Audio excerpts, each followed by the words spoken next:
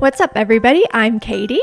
And I'm Morgan. And this is For Your Misinformation, a podcast dedicated to empowering women to be more politically engaged so we can act in our own best interests. Let us break down the problem and tell you what we're doing and what you can do to help solve it. Hi, Morgan. Hi, Katie. How are you? I'm pretty good. How are you? I'm doing good. How was your 4th of July? Was it wild and crazy? I think I forgot until like 6 p.m. that it was the 4th of July. Yeah. How was yours? Mine was real low key. I took like a 4-hour nap. Nice. Yeah, and was in bed by like 8. Oh my God. Yeah, there were fireworks going off literally all day. Lots of unhappy dogs, including in my own household. But I think that everybody is since recovered. Was not able to go run outside today because the pollution from the fireworks last night was so bad that we had an air quality warning. Cool.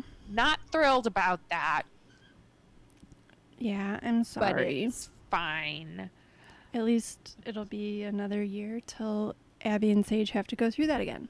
Yep. And honestly, like this year in particular, and I think even just like, you know, if we're really thinking about the big picture, right now the most patriotic thing any of us can do is to stay the fuck home and read a book. Like stay home and read a book, or if reading isn't your thing, watch a documentary. There are so many about America and our real history, and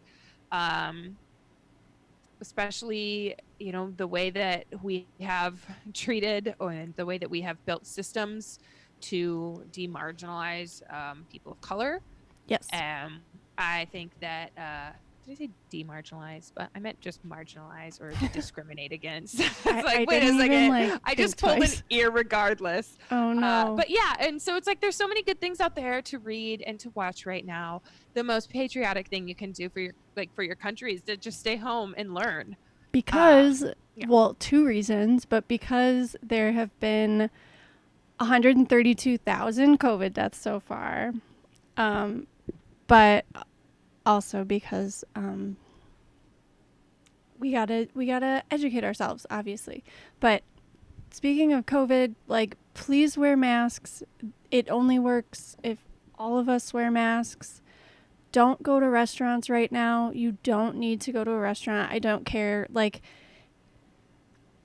I'm not doing it until there's a vaccine, but like you can order takeout. Like there's no need to go sit down at a restaurant right now, and don't travel. Like I just feel like it's not just the people that you're interacting with. It's like all of the like other people that have to work and make stuff happen to make your travel happen. It's a lot of people who, I don't know, it's a lot of unnecessary risk, I guess is what I'm trying to say. Yeah, I don't think I'll be surprised if 2 weeks from now we've reported a lot more deaths, and we're starting to talk about like moving back some phases. Yeah. But only in the places willing to do so. I think there's a lot of places that just won't. Yeah, I think a lot of people are like, we already did this. And it's like, we got like a C-, and with the understanding that there was going to be more later, and they like didn't read the full directions at all. Yeah. Yeah, it's exhausting. But yeah, I feel like one of the things people should be staying home and educating themselves about is exactly what we're talking about today. Well, yeah, you were talking about like systems of oppression. Like this is a huge one. So we are talking about the war on drugs today.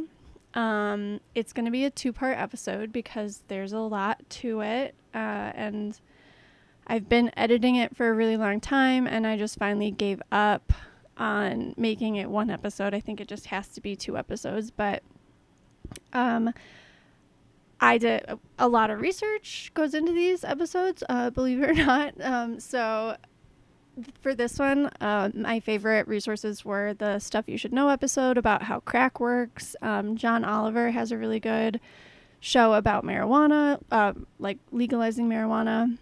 Johann Hari has a book called Into the Scream, which is like, he is my favorite resource for stuff about the war on drugs. And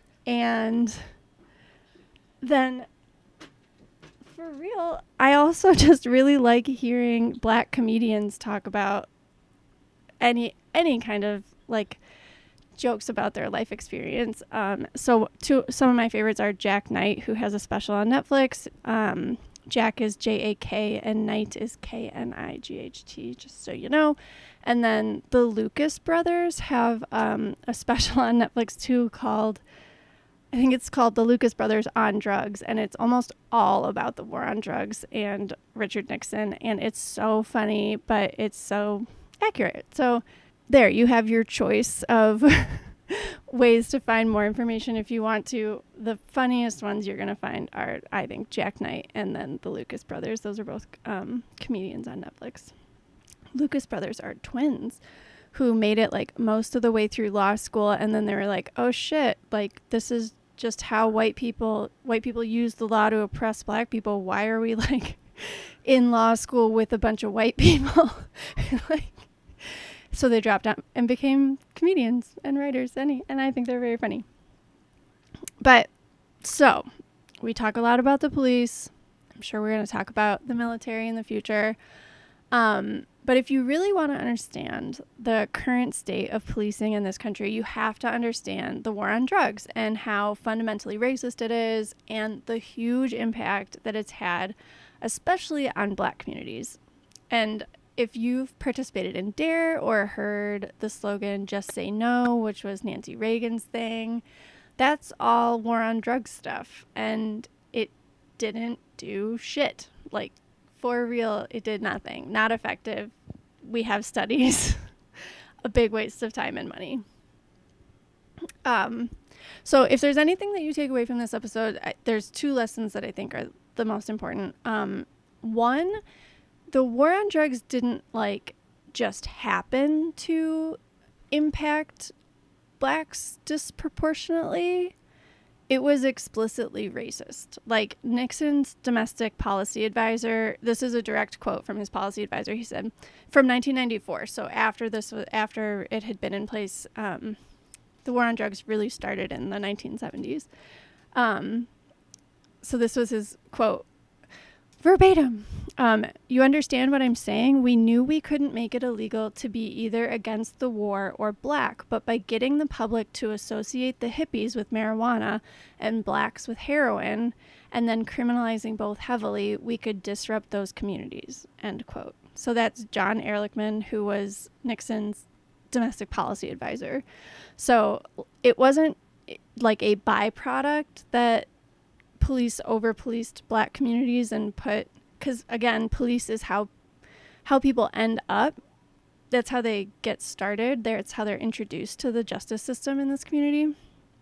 Like, it didn't just happen to disrupt those communities disproportionately. That was the feature, not a bug. So that's pretty appalling. So really what it is, it's a war on minorities and the poor, which is exactly what Reagan and Nixon and their administrations wanted it to be. And then two, so explicitly racist. I don't want anybody to like come away from this being like, well, I don't know. Like, no, that they started it for racist reasons to disproportionately affect, really they thought about it as like Blacks and hippies, the left. So for real that. And then just as a country in general, the way that we think about substance abuse is so wrong. We criminalize it, which makes it much worse. Harm reduction is what actually makes it better. So if you approach it from a public health perspective, again, it's just better that way. Less people end up suffering. And there are really, really good examples of this in Portugal and Switzerland, which we won't have time to talk about on this episode, but if you come back on Thursday, we'll talk all about those successes there and hopefully what like our future of drug policy can look like in this country. So decriminalization would be good. That just means that they kind of like don't care if you have drugs. It's not illegal to have them. Like right now you get in trouble for being in possession and selling, and they try to disrupt the supply and all that stuff. But legalization really is what would be even better, and for reasons that we'll get into later. So we love statistics, so we're going to read you guys some. Most people commit drug crimes throughout their life, and people of color are no more likely to use or sell drugs. But we use the war on drugs still to continue slavery in a legal way, and I put legal in quotation because legality and morality are very much not the same thing. Yeah, it's like, so apparently, I mean, locking up like an extraordinarily high percentage of people of color and then exploiting them for cheap labor isn't a good economic plan for everyone, like for the country as a whole. It's good for like 1% of people, and the rest of us are fucked because of it. And they try to pretend that that's not true, but it is.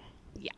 And I feel like you look back at like when the war on drugs really started, and it's like, oh, well, we had a bunch of civil rights era progress, and then they were like, oh, shoot, people are going to start feeling like black people are people. We better find another way to make them others. Yeah, that's exactly and right. Enter the war on drugs. Right. Cool, So cool. it's the newest, like most creative manifestation of slavery, and that's not, people used to look at people like they were crazy when they said that, but like it's more and more, it becomes true every day. So slavery turned into Jim Crow, and then now it has basically turned into mass incarceration. And once we have fought this like version, this reincarnation of white supremacy, there will be another reincarnation for us to fight. But like right now, this is the one that we need to dismantle now, I guess is what I'm trying to say. So some more stats that should alarm you. Americans are 5% of the world's population, but they make up 25% of the world's prison population. So 1 in 4 prisoners in the world are imprisoned in America. That's insane. Yeah, it truly is. Land of the free. Yeah, so yeah, we imprison an absurd amount of Americans. And then 40% of those prisoners are black, even though 13.5% of Americans are black. So if you haven't yet, I think we've recommended it already a couple times, but 13th on Netflix explains exactly what this is talking about, because the 13th Amendment says that everybody is free except for people who are guilty of crimes. So the except for is doing like a ton of work and is basically just saying it gave them a loophole to continue to exploit free labor of mostly black men and disrupt those communities. So yeah, and so it's like when people talk about how this country was built on the backs of black people, this is included in what we're talking about. Like they're like slavery ended so many years ago. Okay, but here's the thing, no it didn't. Like, yeah, America was built on the backs of slaves, and then it continued to be built on the backs of black people. Yeah. Through this little loophole in the 13th Amendment, through the war on drugs, through mass incarceration. Absolutely. So who knows what's next, but we have to be on the lookout for it. But I don't want to say that decriminalizing or even legalizing drugs alone would fix mass incarceration. Like, it won't. Our approach is just all wrong in general, but 1 in 5 prisoners in America are incarcerated on drug offenses. And like I said, we think about it all wrong. Substance abuse is a medical condition. Like, those people don't need to be punished. They need to be supported, because if their reality didn't suck, they wouldn't need drugs to dissociate and stuff like that. And we'll talk about that more when we talk about Switzerland, but basically they made heroin legal in Switzerland and rates went down. So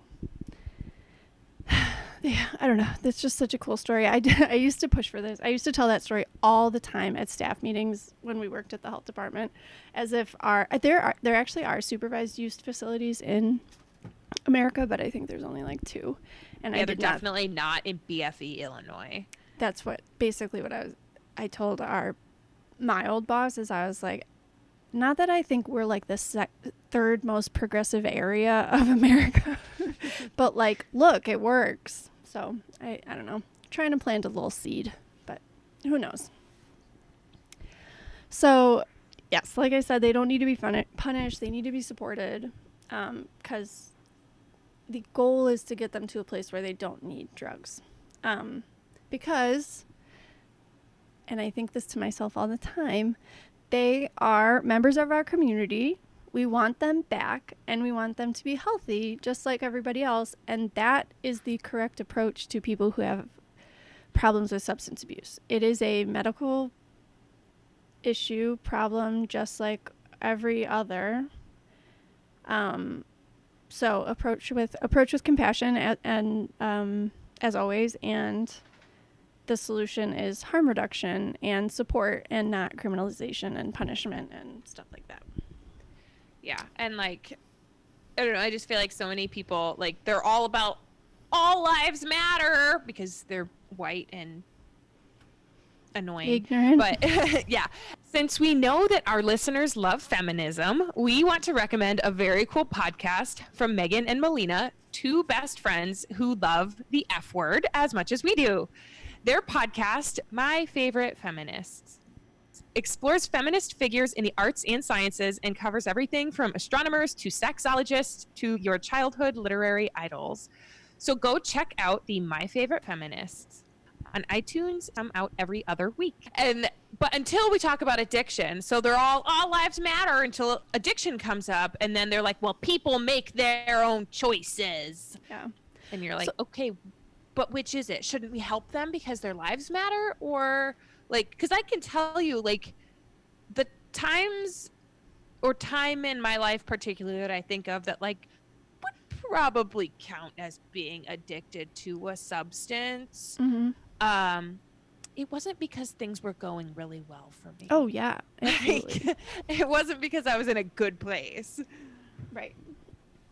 Yes, exactly. And that's not an anomaly. That's what everybody's like. Yeah, like, exactly. It's like, yeah. and that's not because I'm like specially unique. Right. It's because right. I fell into the same pattern that so many others do. Right. So white kids are more likely to abuse drugs, but black kids are 10 times more likely to be arrested for drug offenses. And like, so for me, after working in a public school system, all of the rich white kids could get cocaine from their parents. Like, they were rich and white and got drugs from their own parents who also used drugs. But like, it was always the black kids who were living on the other side of town from poor families, and they were always the ones who kept getting sent to juvenile detention, or they got sent to the alternative high school for the same thing. Like, it was like an affluenza problem on the north side of town, and then on the southeast side of town, it was just like, oh, these black kids, oh, they're just druggies. Yeah. And it was infuriating. Like, it broke my heart. Because you think about like how many barriers there are already to those kids, and then you want to throw that on top of it, when like 15, 16, 17-year-old white kids get away with unspeakable things. Yeah. Yeah. It really did just like, it just broke my heart. Yeah. So those are the stats for kids. When it comes to adults, black adults are more than 4 times more likely to be arrested for marijuana possession than white adults, even though use rates are basically the same. As a white person, I would also like to point out, white people are 1,000 times more annoying when they're stoned than black. Like, it's so true. Rude. I write most of these episodes don't. I don't know if that's true. That's probably not true. But, you know, a certain amount of this wisdom that gets dropped on you guys is a result of recreational marijuana. So I think you should all be thankful. And that's my official take on Illinois legalizing weed. Oh yeah, it's probably, well, you don't even like it, but it's not legal in Iowa, No, is it? it's not. Like, it's not in Iowa. So, I mean, I don't like it anyway. Here's what I want to but know. It's twice as expensive in Illinois as it is in Michigan. Why would that be? And it's legal in both places. Why is that? cigarettes in Michigan are also super cheap. Oh. Yeah. And there's really high rates of smoking in Michigan compared to Illinois as well. I see. I didn't know that. Yeah. Interesting. And largely, I think for Illinois, it's because of like the taxes, because they're depending on that tax revenue to dig themselves out of their holes. Yeah, for sure. And whereas Michigan's like, nah, we'll figure All out right, well, other next things. time I'm stoned and annoying you, you just let me know, okay? No, it's fine. I still love it. But yeah, I will say that when I've been at parties that pretty much everyone was stoned, the white kids there were the ones that I was like, oh my God. Eat more food, because when you're eating you can't be talking. Yeah. Whereas like good. the black friends there were like just much more entertaining and like fun. The And thoughts you're having are not as smart as you think they are. Maybe just keep them inside. Keep them inside. maybe that's a product of like white people just generally thinking that they're so much smarter than everyone else in the room, which I mean, guilty also sometimes, but I mean, yes, guaranteed. I mean, I know I think I grew out of it quickly, but like, I think when you go from going to school forever, because I went to grad school and then like got a job. Sorry, I mean, I knew I didn't know shit, but like all I did know was academic. So all I could apply to it was like academic stuff. And I think I picked up pretty quickly that like you have to also apply a lot of other like historical knowledge and stuff if you want to actually get shit done. But yeah. What else? Oh, okay. So my community has we have a community diversity council, which I think is great. There's a book club for it, which I just joined. And it was for Just Mercy.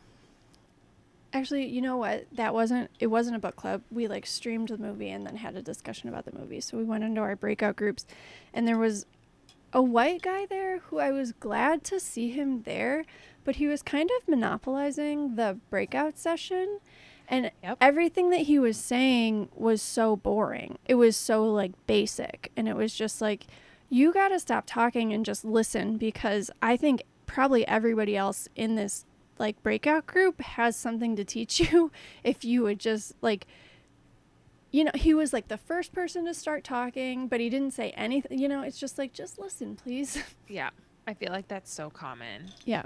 And yeah, it's like, shh.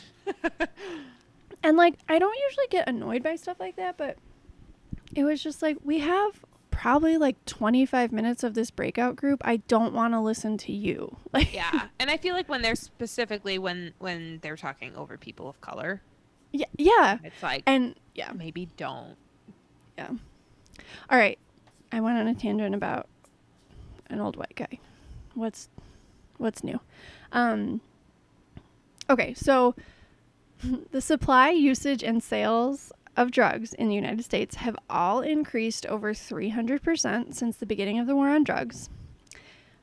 The DEA has an efficiency rate of 1%, like, of the drugs coming in and out of the U.S. or moving around within the U.S., they like actually do anything about 1% of those drugs. And I think about it as like abstinence only sex education, you know, like we know that it doesn't work. Like, people are going to turn to drugs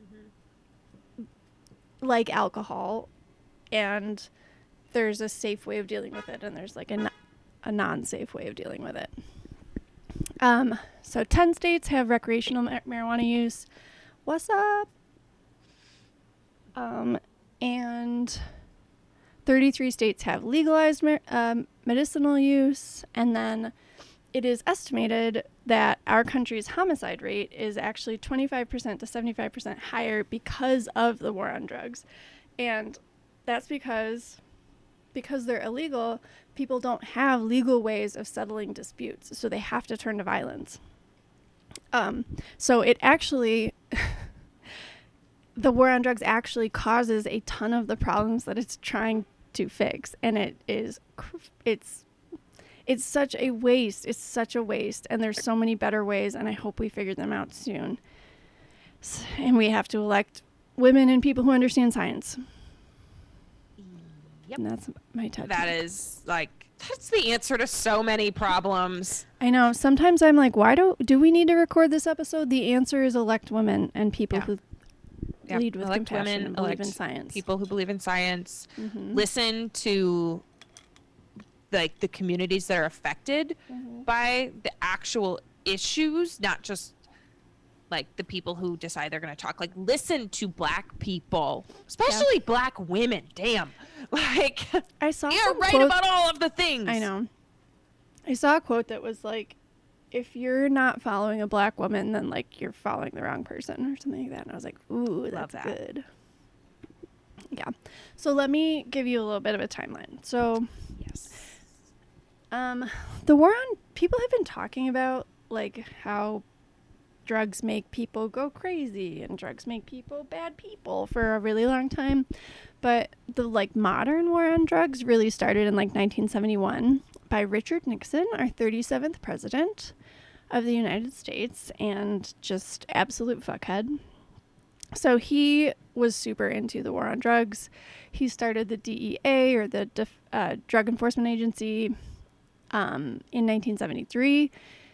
You can think, if you watch Breaking Bad, Hank from Breaking Bad was a member of the DEA, and Johann Hari actually said that was like a pretty good, like Breaking Bad as far as like cultural, like depictions of meth production and violence and whatever. Like Breaking Bad was actually pretty accurate, which I think is interesting.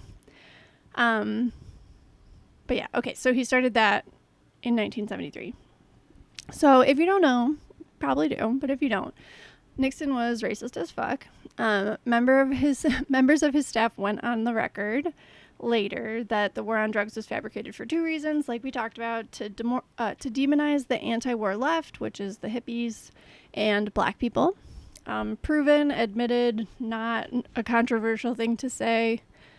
And it was part of the Southern strategy, which people have probably heard of, but that is to appeal to the racial resentments of white people who have authoritarian leanings.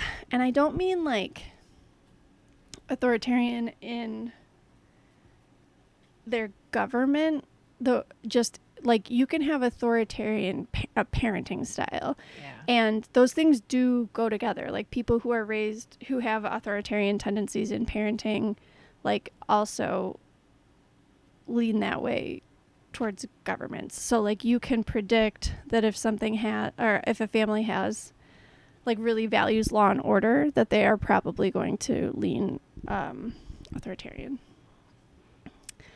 What else? Okay, so it's not based on science, it's not based on data, it's not based on anything. Literally was just like, how do we demonize Black people and hippies? And they were like, I know, we'll make weed and heroin make people think they're really, really bad. And it worked. It super worked.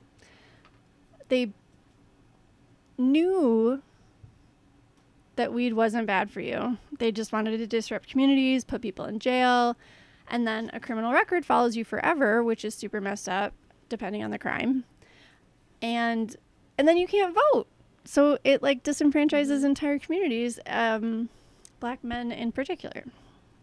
And I feel like this is a tool that just we have relied on for so many things for centuries of humanity. It's like we don't want people to like this group, so let's try to like demonize a thing that they like or that they use. I mean, the patriarchy does this to things women like all the time. Even just like pumpkin spice lattes. Yeah, it's like when you see these patterns, I mean, obviously this is on a much larger scale, but it's like when you see these patterns even on a small scale, like this is why we got to shut things like that down, because then it turns into in extreme cases, things like this, but in other cases, you know, even in things with like entertainment and how, you know, bands or artists who are well liked by like young teenage girls get joked about and laughed Mm-hmm. at. And like, even think about science, right? Like, science was a man's field. Psychology was for men, and sociology was for men. And then women started to enter the field, and then sociology and psychology became, you know, women's things. It became soft sciences. It became, you know, kind of a thing people started to joke more and more about. And as more and more women enter STEM, there's more and more people who like to try to discredit science and scientists, and it's like you see these rises in things like that. And so it's just like one more thing we gotta like try to be woke for is Yeah. people being like, oh wow, well these people like this thing, so it's bad. Yeah.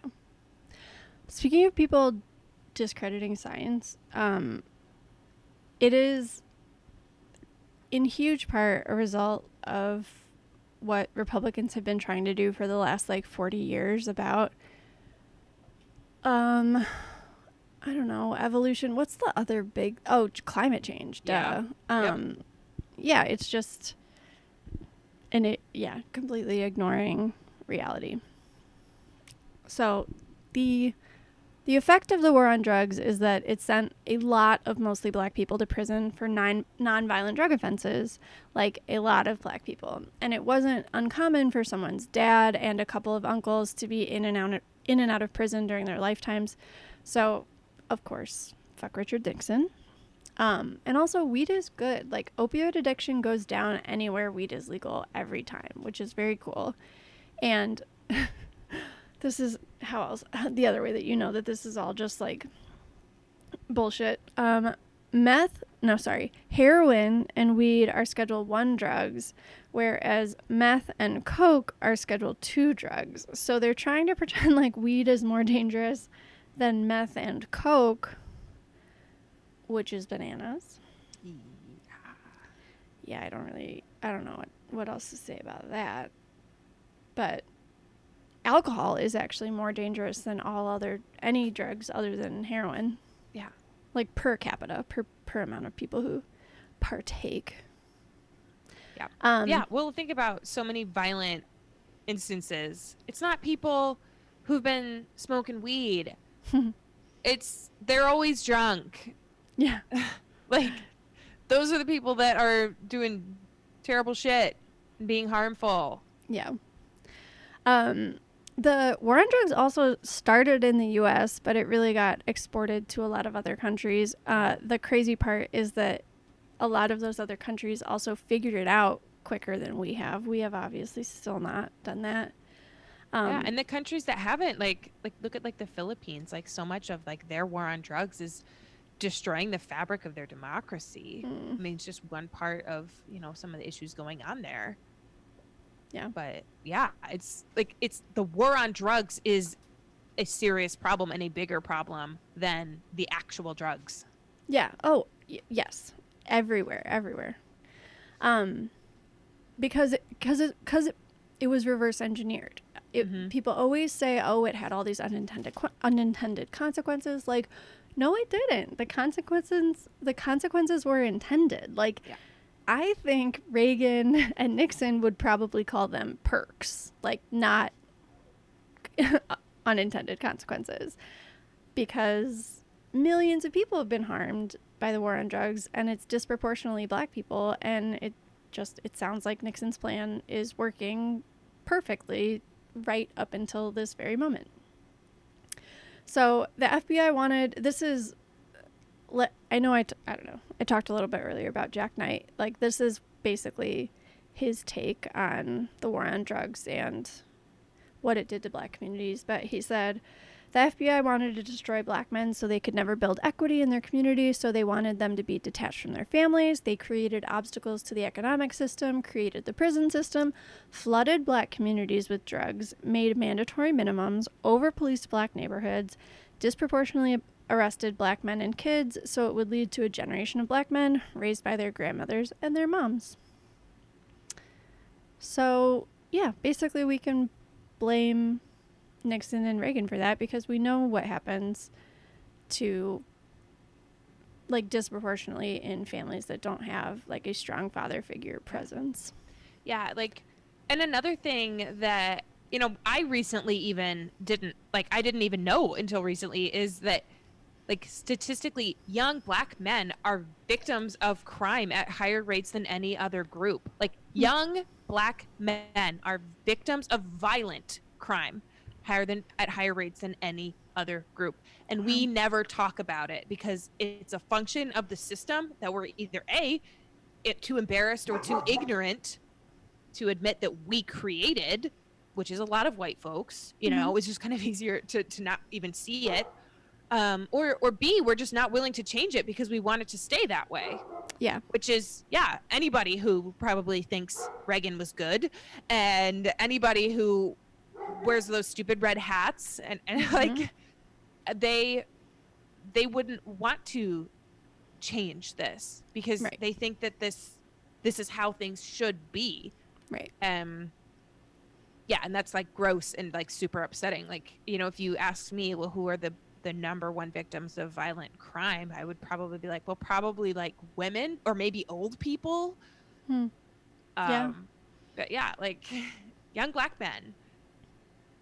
Like the worst of all worlds. Yeah, I mean, society just as a whole, like, once they get anywhere near adulthood, immediately labels them as criminals. Yeah, because I mean, and like, yeah, they have this combination of systemic racism and the patriarchy, and yeah, and you know, obviously, like when I say that, it doesn't mean like, oh well, we should stop paying attention to crime against women then, and we shouldn't pay attention to, you know, domestic violence or elder abuse because, oh well, these biggest. That's not me saying it. Like, all sorts of violent crime can be wrong at the same time, but it's when it's a function of a structure that we built intentionally, and not just like an issue of like a few bad people. This is something that needs to be dismantled quickly, like, because it's like a root of a big problem. Right. Yeah. So in 1986, Reagan passed the Anti-Drug Abuse Act through Congress. Among other things, it established 29 new mandatory minimums for drug offenses, which exist basically just to fill prisons up with Black men. Police don't make the policies. I'm sorry. People don't make policy. Oh my God. Ben, make me sound less stupid. Because I think it's important to keep in mind that people make policies and people have racial biases. So people make racist policies even when they don't mean to. But in this particular case, they did mean to. So prison populations soared. Since the war on drugs started, like more than, I can't remember the statistics. I think they have them in 13th. If you watch 13th, they do a really good job of showing like how it just for real exploded. And part of the reason is because we have private prisons and they require, fuck. Sorry, my cat knocked over my pop. Kitty. Good job, guys. Oh, yeah. Okay. So prisons there's a lot of private prisons, and they, like, the state legitimately signs a contract that says they will keep them X amount full. So it doesn't matter what actual crimes are going on. It matters that they signed a contract that said that they would keep a certain amount of people in those prisons because that's how they make money. It seems fucked up to me, but what do I know? Yep, I'm gonna go ahead and agree and say super fucked up. Good, thank you. I felt like I was right about that one, but wasn't sure. And finally, Black Americans receive 20 to 40% longer sentences than white people on average for the exact same crimes. Yeah, I had have a good personal example of this. There was a family on my caseload at a previous job that I had, and this little girl that I was working with was 7 years old, and her dad had recently been given a 9-year sentence for conspiracy to sell cocaine. Wow. So he didn't even actually sell anything. He never sold drugs. He was just talking about selling drugs to make money after his third daughter was born. And so now after he got sent to jail for 9 years, like, so now their mom has these 3 kids, this newborn, this 7-year-old and a 3-year-old, and she has no income coming in from her husband. She had to have Oh, wait, sorry, you went a little bit fuzzy again. I heard you say, sorry, the cats are freaking out. I heard you say after his third daughter was born. Yeah. So he was talking about selling drugs with a friend of his who did sell drugs to make money after his third daughter was born, but then got sent to jail for talking about selling drugs. Right. And so, like, now his wife has 3 kids, has a newborn, a 3-year-old, a 7-year-old, and no income from her husband, who's been incarcerated. And she had to quit working while she was pregnant. And so now there's just that extreme lack of income. If he ends up serving his full sentence, his oldest was going to be in high school when he got released, and she wasn't going to know him. Yeah. At some point, then he's not going to be able to move in with his wife and kids because then they lose their affordable housing. Yeah. So it's just like, the mom, was talking to this all about with me, and I was like, oh my God, like, this just creates this whole cycle for something so stupid. Nobody got hurt for this man talking with his drug dealer friend about possibly getting in on selling some of the drugs to make some money. But even if he'd been selling drugs, there's no victim in that crime. And sending him to jail for 9 years is just hurting his whole family, and it's not actually doing anything to help with the selling of the drugs that may have happened had he not been sent to jail. Like, that's the thing. Like, it didn't actually fix anything. Like, it's it didn't give him any new opportunities. It did. Yeah. Right. Like, it's like, well, consequences, punishment. Okay. But also, like, we call jails penitentiaries because they're supposed to be an opportunity for people to, like, repent.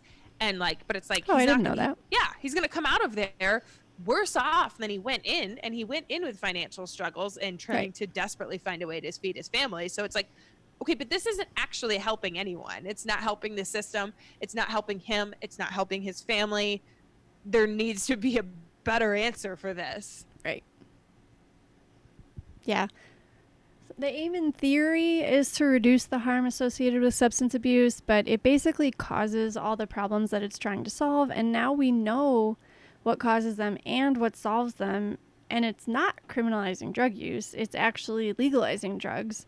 And we have 2 really good examples in Portugal and Switzerland. So this, just like a lot of other Republican policy positions like guns and climate change and abortion, are just demonstrably causing more harm than they are solving. And on Thursday, we will give you examples of places that have successfully handled their drug problems through harm reduction, and then we will give our actions for the week. So Thursday will be more positive. So in the meantime, stay sexy. And legalize everything. Yeah. Bye. Bye.